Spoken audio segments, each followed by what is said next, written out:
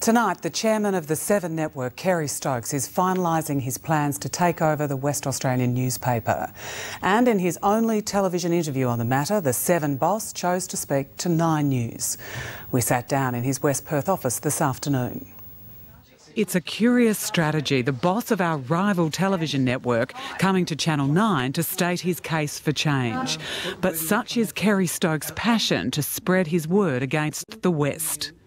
So, Mr Stokes, have you got the numbers? Don't know. Many thousands of people have voted for us. In fact, millions of people have voted. Whether we have enough, only Mr Mansell knows at this stage. What if you don't have enough?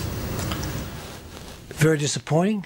We will then have to reconsider our position. You own a Perth TV station. Yes. And you're trying to own the only paper in town. How is this good for Perth viewers and Perth readers? We see them as separate entities. We wouldn't control the West, and this is the big furphy. Is this a case of sort of sentimentality over business? Your heart ruling your head? No, the West has always been an important newspaper. West Australia's my home. I love Western Australia. I love everything about it. We're going through the most important period that we've ever been through. The West should be playing a bigger part and a bigger role in that progress than it has. But you've been outspoken about the fact none of us want to read it anymore. So do you want to see it on the board, or do you actually want to be the editor? No, certainly. I've never been the editor. I've been on lots of things. In fact, my job has always been putting together the right teams of people that run it without me. You clearly don't believe that the team is working, so therefore you would have to sack the editor, wouldn't you? No, not necessarily. Do you think he's been a bit juvenile? I can't judge the editor, because until I see what how the board have interfered. Do I say it should be the Sunday Times? Of course not.